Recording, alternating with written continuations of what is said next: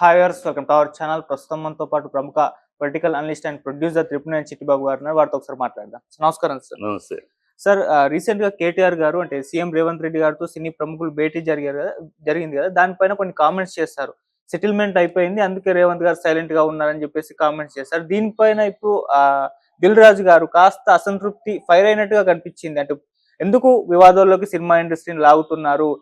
కేటీఆర్ గారు వ్యాఖ్యలు నిజంగా బాధాకరం. ఇటువంటి రాజకీయాల్లోకి సినిమా ఇండస్ట్రీని లాగద్దు అని చెప్పేసి ఆయన కేటీఆర్ గారికి అయితే కౌంటర్ ఇచ్చారు. మరి ఆయన మాటల్ని, ఆయన వ్యాఖ్యల్ని మీరు ఏ విధంగా చూస్తారు సార్?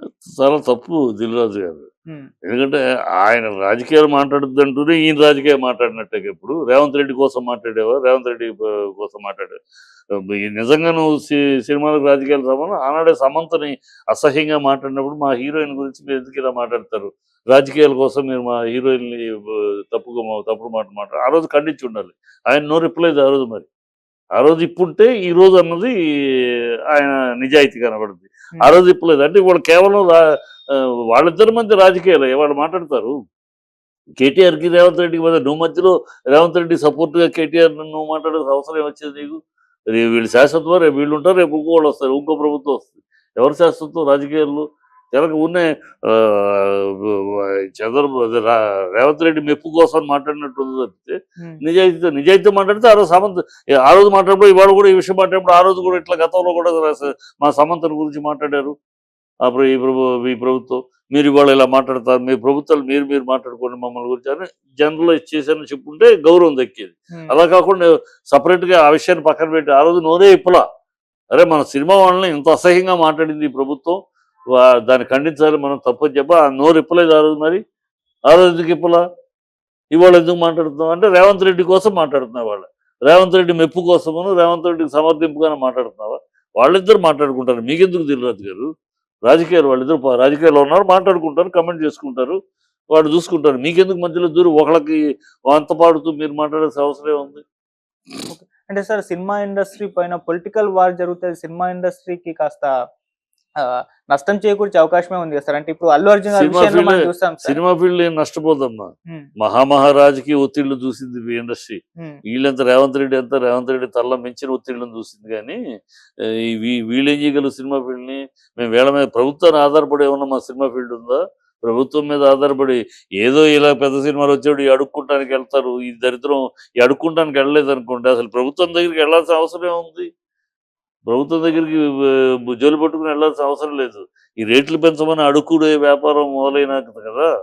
అంతకుముందు ఎందుకు అవసరం ఉండేది కదా. ఏదైనా ట్యాక్స్ గీక్స్ ఉంటే మీటింగ్ వేసేవాళ్ళం, ఒక లెటర్ పంపించేవాళ్ళం. తర్వాత ఎప్పుడు సీఎం కలవమంటే ఆ ప్రోగ్రామే అందరూ వెళ్ళి కలిసేవాళ్ళు. అంతేగాని అసలు ఇలా చిల్లరతనం ఉండేది కాదు కదా. ఈ అడుక్కుంటూ మొదలెట్టినాక కదా మాకు రేట్లు పెంచండి, అడుక్కుంటూ మొదలెట్టి ప్రభుత్వం వాళ్ళ అజమాయిషి. అసలు ఎందుకు ఆ దరిద్రం? ఎందుకు ఆ దరిద్రం? అవసరం లేదు. వీళ్ళు ఈ ప్రభుత్వాలు ఏమి సినిమా ఫీల్డ్ని నడిపించవు. ప్రభుత్వాల వల్ల మా సినిమాలు కాదు, మా సినిమాల వల్ల ఇంకా మీ ప్రజలతోటి మీరు ఎలా ప్రజలతోటి ఉండి ఓట్లు సంపాదించుకుంటారో మేము ప్రజలతో ఉండి సినిమాలు ఆశీర్వాదం పొందుతాం. అర్థమైందా? సో మిమ్మల్ని బట్టి మేము కాదు, మమ్మల్ని బట్టి మీరు కాదు. మీరేదో మిమ్మల్ని మీ ప్రభుత్వాన్ని బట్టి సినిమా ఫీల్డ్ అనుకుని ఫీల్ అయితే మీ భ్రమది. మీరేం సినిమా ఫీల్డ్ ఏం పీకలేరు. ఏ ప్రభుత్వము సినిమా ఫీల్డ్ ఏమీ పీకలేరు. మేము ప్రజల ఆదరాభిమానాలతో ప్రజల ఆశీర్వాదంతో నిలబడుతున్న పరిశ్రమ మాది. మీరు ఎలాగ ఓట్లు ప్రజల ఆదరాభిమానాలతో మీ ప్రభుత్వాలు ఉంటాయో మా పరిశ్రమ ప్రజల ఆదరాభిమానాలను ఆశీస్సులు బట్టి ఉంటాయి. మీ ప్రభుత్వం రేవంత్ రెడ్డి మెచ్చుకుంటే హీరో, రేవంత్ రెడ్డి నొచ్చుకుంటే హీరో కాకపోతే ఉండదు. మిమ్మల్ని బట్టి ప్రజలు కాదు, మమ్మల్ని అభిమానించే ప్రేక్షకులు, వాళ్ళని బట్టి మేము హీరోలు, సూపర్ స్టార్లు, సూపర్ ప్రొడ్యూసర్లు, సూపర్ డైరెక్టర్లు అయ్యేది మా ప్రేక్షకులను బట్టి, ఇక్కడ ప్రభుత్వాన్ని బట్టి కాదు. ఈ కనుక తెలుసుకోవాలి. ఆ పచ్చడి ఏదో తెలుసుకుని మీరేదో శిష్టాది గురువులాగాను మేము ప్రభుత్వం గురువులు, మేము బాసులు, మీరు మాకు దాసులు అనుకుంటే పిచ్చి భ్రమ. అంటే సార్, కేటీఆర్ గారు ఒక ఆరోపణ చేస్తాడు, అక్కడ సెటిల్మెంట్ అయిపోయింది, అందుకే రేవంత్ గారు సైలెంట్ గా ఉన్నారని చెప్పేసి. అంటే దీనికి సమాధానమే కదా దిల్ రాజు గారు చెప్పారు. అంటే సినిమా ఇండస్ట్రీ పర్సన్ గా మీరు దిల్ రాజు గారికి సెటిల్మెంట్ అనేది ఎందుకు చెప్పాలి? ఈయనేమో కేటీఆర్ ఏమన్నా దిల్ రాజు గురించి అన్నాడా? కాదు కదా, రేవంత్ రెడ్డి గురించి అన్నాడు. రేవంత్ రెడ్డి సమాధానం చెప్తాడు. సెటిల్మెంట్ అయిందో లేదో ఆయన చెప్తాడు. ఈయనకి సంబంధం?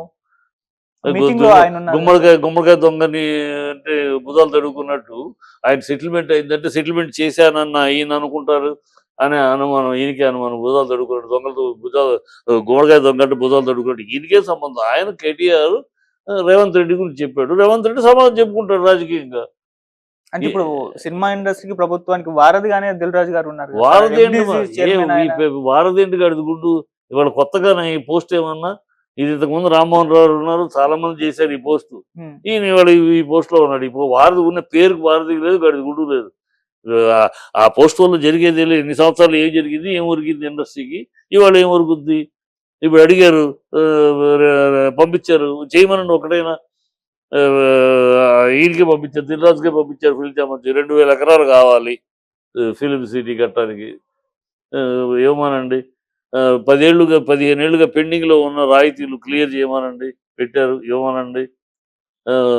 చిన్న సినిమాల విషయాల గురించి పెట్టారు, అవన్నీ చేయమనండి. అవి ఏమి చేయరు. ఏదో ప్రభుత్వం వీళ్ళు చేయాల్సింది ఏమి చేయరు. ఆయన సినిమా ఫీల్డ్ నుంచి ఏం పొందుదామని తప్పితే వీళ్ళతోటి పబ్లిసిటీ చేయించుకోవాలి, వీళ్ళని ఎలక్షన్స్ అప్పుడు వాడుకోవాలి, ఈ వీళ్ళ గ్లామర్ని వాడుకోవాలి. ఈ తప్పితే ఇండస్ట్రీకి వీళ్ళు చేసింది లేదు, చించింది లేదు, ఉమ్, ఎవడేం చేయలే. ఊరినే పిచ్చి కవర్లు, పిచ్చి మాటలు. ఇదేదో పోస్ట్ కొత్తగా పుట్టినట్టు, ఈ రేవంత్ రెడ్డి పుట్టించినట్టు ఈ పోస్ట్. ఇది ఎప్పటి నుంచో ఉన్న పోస్ట్. ఇది ఇదేం పెద్ద స్పెషల్గా ఈ రేవంత్ రెడ్డి పుట్టించింది కాదు, కొత్తగా పుట్టింది కాదు. ఓకే. ఆల్రెడీ ఉంది. ఇంతకుముందు రామ్మోహన్ రావు ఇంకోళ్ళు చేశారు ఆ పోస్టులో. అప్పుడు ఏం ఒరిగిందో ఇప్పుడు అదే ఒరుగుంది. దిల్ రాజు ఏమి ఇండస్ట్రీ కోసం త్యాగాలు చేసే మనిషి ఏం కాదు. ఆయన పర్సనల్గా ప్రొడ్యూసర్గా ఆయన పని ఆయన చూసుకుంటాడు. ఉమ్, కనుక ఇదేదో పెద్ద దాన్ని బిల్డప్ ఇచ్చి అది మధ్య వారధి ఏంటి, వారధి అవసరంలా. అది వేరు, ఇది వేరు. సినిమా వీళ్ళు వేరు, ప్రభుత్వం వేరు. దానికి ఆయన వాళ్ళ దగ్గరికి వెళ్ళి దేహి నుంచోవలసి వస్తే మీ కర్మ అది. ప్రభుత్వం దగ్గరికి దేహి అని నుంచుంటే ఎప్పుడు మొదలెట్టామో అప్పుడే ఈ దరిద్రం మొదలైంది. లేకపోతే అసలు ప్రభుత్వం కొంతమంది ముందు మహామహులు సీఎంలుగా ఉన్నారు. ఏమొచ్చింది, శుభ్రంగా పిలిచేవాళ్ళం, అభినందన సభ చేసేవాళ్ళం, ఉమ్, మాట్లాడేవాళ్ళం. తర్వాత వాళ్ళు మాకు కావాల్సి పంపించేవాళ్ళం, ఆన్సర్ వచ్చేది. రెస్పాన్స్ బట్టి సీఎం మీటింగ్ కాల్ఫర్ చేసేవాడు, ఉమ్, దాన్ని క్లియర్గా లెటర్స్ డిస్కస్ అని. లేకపోతే మనం పంపించేదానికి రిప్లై ఇచ్చారు, నోటిఫికేషన్ పంపిస్తున్నామని. అంత సింపుల్గా జరిగిపోయేది. ఈ అడుక్కుంటాం మొదలెట్టినాకే వెళ్ళటం అడుక్కుంటాం, మాకు రేట్లు పెంచండి, బెనిఫిషియల్ ఇవ్వండి, ఈ దౌర్భాగ్యం మొదలైనాకే ఈ సన్నివేశాలు. ఈ అడుక్కుంటాం లేకపోతే అసలు ఏమి లేదు. వాళ్ళ పని వాళ్ళది, మా పని మాది. ఓకే. అల్లు అర్జున్ విషయంలో ఉమ్, కోర్టు మొన్న చెప్పింది చాలా గట్టిగా, స్ట్రాంగ్గా చెప్పింది. ఓకే. అతనికి ఏమి సంబంధం, ప్రత్యక్ష ఆధారాలు ఏమున్నాయి, అతను ఇన్స్టిగేట్ చేసినట్టు, అతను చేసినట్టు ఏమున్నాయి, ఆధారాలు మీరు లేనప్పుడు ఆయన ఎందుకు అలౌ చేశారు? ఆయన వద్దంటే వెళ్ళిపోతాడు కదా, మీరే కదా, పోలీసులే కదా దారి తీసుకుంటూ ఆయన తీసుకొచ్చారు. మళ్ళీ బౌన్సర్స్ అడ్డుకోలేకపోతే మీరేం పోలీసులు? Bouncers are not official. మీరు యూనిఫామ్లో ఉన్న ఆఫీసర్స్ మీరు.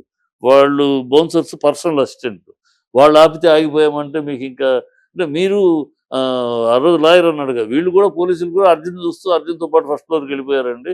తర్వాత ఇక్కడ కింద తొక్కిసలాడితే అప్పుడు మళ్ళీ దిగి వచ్చారు. సో ఇవన్నీ ఆల్రెడీ అర్జున్ని ఖచ్చితంగా కోర్టు తప్పిస్తూ తప్పు లేదని నిందితుడు కాదు, అతనికి సంబంధం లేదని తెలుస్తుంది. ఈ ప్రొడ్యూసర్ వీళ్ళు కూడా తప్పు మేనేజర్లు. ఉమ్, ఇప్పుడు మేనేజర్ అయినా కూడా యాజమాన్యం ఆన్సరబుల్ అవుతుంది. ఓకే. ఆ విషయంగా యాజమాన్యానికి ఏదైనా పనిషో ఫైనో ఏదో వేసే అవకాశం. ఎందుకంటే మేనేజర్ తప్పు చేశాడు. మేనేజర్ తప్పు చేసినా మరి మేనేజ్మెంట్ ఈజ్ ఇంపార్టెంట్. మేనేజర్ చేసినా మనం తప్పించుకుంటానికి లేదు. ప్రొపరేటర్ ఉంటుంది. సో ప్రొపరేటర్ చెప్పదు, మేము అసలు స్పాట్లో కూడా లేము, స్పాట్లో లేని మేము ఎలా నిందితులు అవుతాం, అది పాయింట్ స్పాట్లో. సో ఇవన్నీ బట్ ఇదేదో అట్లా ఆఖరికి బౌన్సర్ మీదకి వెళ్ళిపోద్దమ్మా కేసు. ఉమ్, బౌన్సర్స్ వల్ల చనిపోయారు. సో బౌన్సర్స్ ఒక 5-6 లోపల వేసేసి కేసు అలా అయిపోతుంది. ఉమ్. కానీ బౌన్సర్స్ ఆఖరికి బాధితులు పాపం బౌన్సర్లు అవుతారు అంతే. బౌన్సర్స్ కూడా ఎక్కువగా అల్లు అర్జున్ గారి పైన, అంటే మన రీసెంట్ గా అసోసియేషన్ ఇంటర్వ్యూ చేస్తే ఎక్కువగా అల్లు అర్జున్ గారి పైన నెపం వేసే ప్రయత్నం చేశారు. ఈవెన్ థియేటర్ యాజమాన్యం కూడా మేము వద్దని చెప్పామని చెప్పేసి వాళ్ళ వర్షన్ అబద్ధ పోర్షన్ బయటకు వచ్చింది. వాళ్ళు నిన్న కూడా కోర్టు ముందు కూడా వాదించింది. ఏం చెప్పారు, మేము వస్తున్నాడు అనేది పోలీసులకు ఇన్ఫార్మ్ చేశాం, అయినా వాళ్ళు మేము వద్దని కానీ మాకు ఎలాంటి మెసేజ్ చెప్పలేదు, మేము ఇన్ఫర్మేషన్ చేసాము అల్లు అర్జున్ వస్తున్నాడు అని పోలీసులకు ఇన్ఫర్మేషన్ ఇచ్చామని కోర్టులో చెప్పారు. ఓకే. కోర్టులో వాళ్ళేమి మాకు మేము వద్దని కానీ ఏం చెప్పలేదు, వాళ్ళే సెక్యూరిటీ ఇచ్చి తీసుకొచ్చారు అని చెప్పారు. సో ఆ కోర్టులో చెప్పింది వాస్తవం అవుతుంది కానీ బయట వాగే రూమర్స్ వాస్తవాలు కావు కదా. ఓకే. బౌన్సర్స్ ఏం చెప్పినా బౌన్సర్స్ అల్లు అర్జున్ చేయమన్నారు కదా. ఉమ్. మీ బాధ్యత అల్లు అర్జున్ రక్షించడం. అల్లు అర్జున్ రక్షించే కార్యక్రమంలో మీరు జనాలను తోసేశారు, వాళ్ళు ఒకళ్ళ మీద ఒకళ్ళు పడ్డారు, మీరు బాడీలు వేసుకుని అంత బాడీతో తోసారు, ఒకళ్ళ మీద ఒకళ్ళు పడ్డారు అనేది వీళ్ళ ఆరోపణ.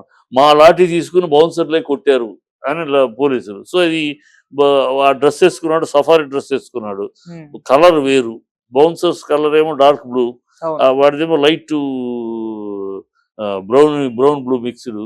సో ఇవన్నీ యాష్ కలర్, ఉమ్. కొట్టినవాడి లాఠీ కనపడుతుంది దీంట్లో. ఓకే. ఆ లాఠీ వాళ్ళు మఫ్టీలో ఉన్న పోలీసు అని వీళ్ళు చెప్తున్నారు. ఉమ్. అది లేదు, మా చేతిలోంచి లాఠీ లాక్కుని, లాఠీ లాక్కుంటే నువ్వేం ఆఫీసర్, నీ చేతిలోంచి లాగి ఒక ప్రైవేట్ వ్యక్తి లాక్కుంటే ఊరుకుంటావా? సో ఇవన్నీ డిబేటబుల్ రేపు క్వశ్చన్ కోర్టులో. సో ఇలా మెయిన్గా పోలీసుల్ని మందలిస్తుంది, ఉమ్. యాజమాన్యానికి ఏదో కొంత పనిష్మెంట్ పడుతుంది, పెనాల్టీ కట్టమనో లేకపోతే ఇది చేయమని.